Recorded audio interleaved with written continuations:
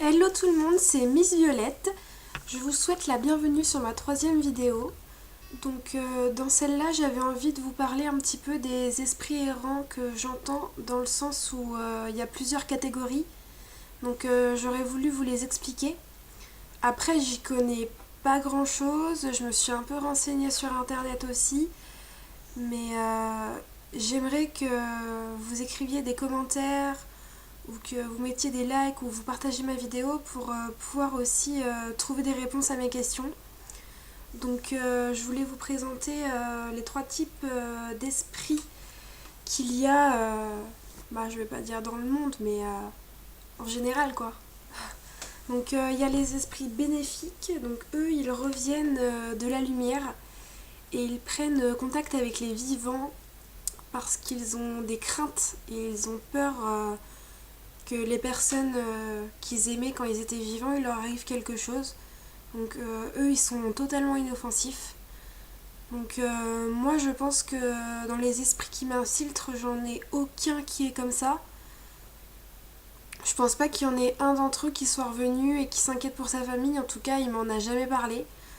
Donc, ceux-là, ils sont gentils, quoi. Après, il y a les esprits errants. Eux, ils sont perdus en fait, ils savent pas qu'ils sont morts. Euh, Ils n'ont pas encore trouvé la lumière et ils peuvent être inoffensifs comme ils peuvent être dangereux. Moi, j'aurais plus dit que c'était Tania. Comme elle sait pas qu'elle est morte, elle me croit pas. Après, Charlie, il sait qu'il est mort, mais je sais pas, c'est plus compliqué parce que un coup il va être inoffensif et un coup il va m'insulter. Enfin, en fait, il est changeant quoi. Un coup il va me donner des conseils et tout ça, et l'autre moment d'après il va m'insulter sans aucune raison valable. Lui c'est plus compliqué. En plus, c'est le premier que j'ai entendu, c'est plutôt bizarre.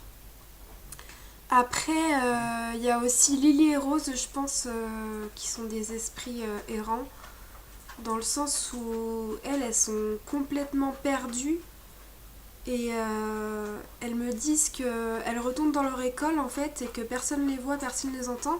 Et ça leur suffit pas. Pour elles, elles sont pas mortes. C'est juste qu'on les ignore en fait. C'est super bizarre. Et après, j'ai hésité peut-être en esprit bénéfique. Juliette, leur mère, elle m'entend pas, mais ça se trouve, elle sait qu'elle est morte et elle est revenue de la lumière pour récupérer ses filles peut-être. En fait, je sais pas du tout, c'est des théories, j'en sais rien du tout. Moi, comme elle m'entend pas, je peux pas discuter avec elle. Et quand elle parle à ses filles, c'est pour leur demander ce qu'elles ont fait de leur journée. En fait, elle lui annonce même pas qu'elle est morte, qu'elle revient de l'au-delà. Enfin, c'est plutôt bizarre. Quand je dis revenir de l'au-delà, je parle de la lumière, quoi. Donc c'est plutôt compliqué. Après, je sais que les esprits errants, ils peuvent leur arriver de casser des objets, mais c'est pas volontaire. Ils sont perdus, tout ça. Moi, je sais que j'ai eu plusieurs objets qui tombent, comme des cadres, alors qu'ils sont très bien fixés. Après, j'ai pas grand chose d'autre en fait qui change de ce niveau-là. Enfin, moi, j'ai jamais eu d'objet qui se casse ou. Pas que je me rappelle en tout cas. Donc, c'est plutôt compliqué.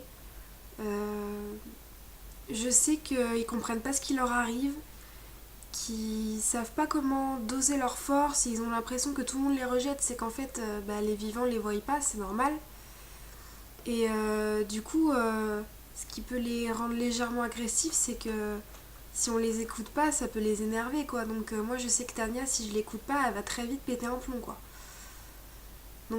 Plusieurs fois par jour, elle me demande de lui parler, tout ça, et j'essaie de la convaincre comme d'habitude, mais ça marche pas, elle me croit pas, voilà.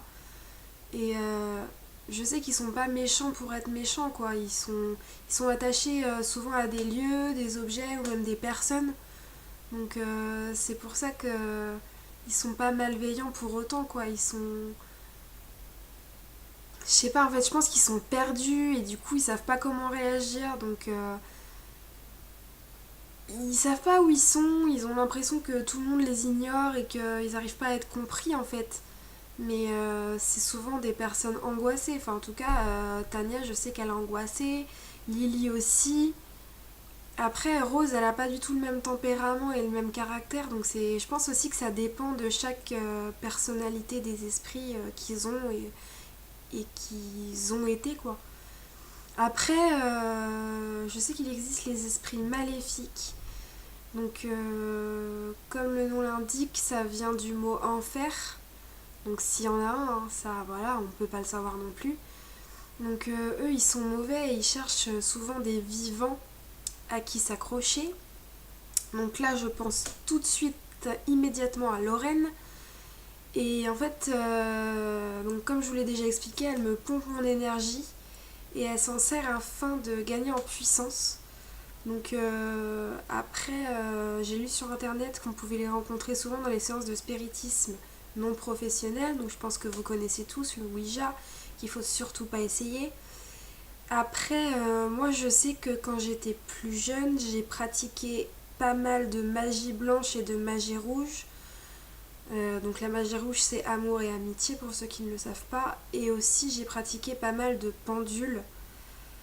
Donc est-ce que c'est dû à ça que Lorraine est venue? J'en sais rien du tout parce que le premier esprit que j'ai entendu c'est Charlie, Lorraine, etc. Donc il y a un ordre assez précis quand même, hein. C'était quand même un esprit errant, je pense, qui est venu avant. Et Charlie, j'arrive pas trop à le situer, quoi.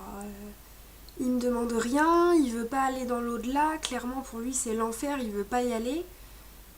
Il flippe, et je sais pas, j'arrive pas à cerner s'il est de mon côté ou du côté à Lorraine, enfin je sais pas. Lui il est vraiment très dur à cerner et j'y arrive vraiment pas. Et je sais que les esprits maléfiques, donc comme Lorraine je pense, ils sont dangereux et ils peuvent amener à des cas de possession. Alors personnellement, je sais que j'ai eu beaucoup de crises d'angoisse ou que je me rappelle pas, mais qu'on m'a dit que c'était pas moi qui parlais.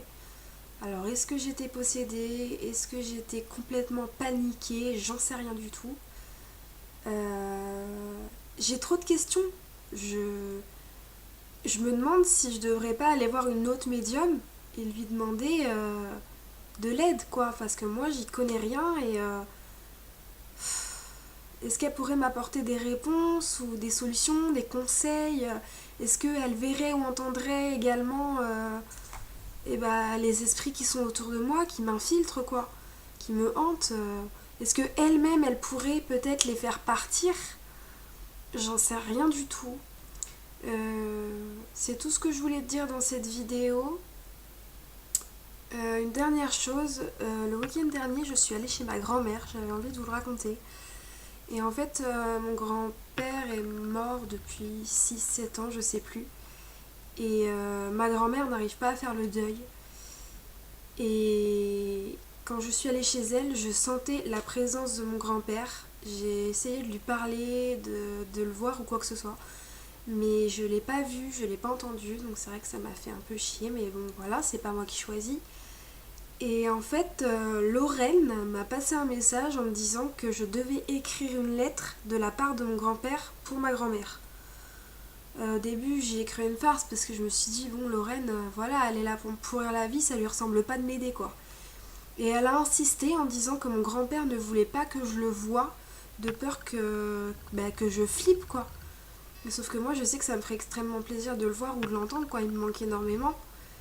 Et en fait, Lorraine m'a demandé d'écrire une lettre et que mon grand-père me demandait d'écrire, mais à travers Lorraine qui me dirait les paroles en fait. Enfin, je sais pas si vous avez compris. En gros, mon grand-père passait le message à Lorraine que moi je devais écrire sur du papier pour ma grand-mère.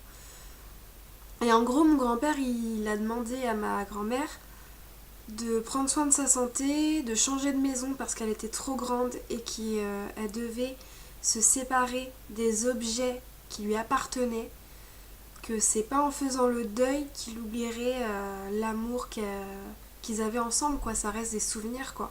Et même si c'est dur pour elle, le fait qu'elle fasse pas son deuil, ça retient mon grand-père entre les deux mondes et il ne peut pas monter dans l'au-delà. Il est comme alourdi par la tristesse et la peine de ma grand-mère. Donc je lui ai écrit une lettre, ma grand-mère l'a bien pris, je sais pas.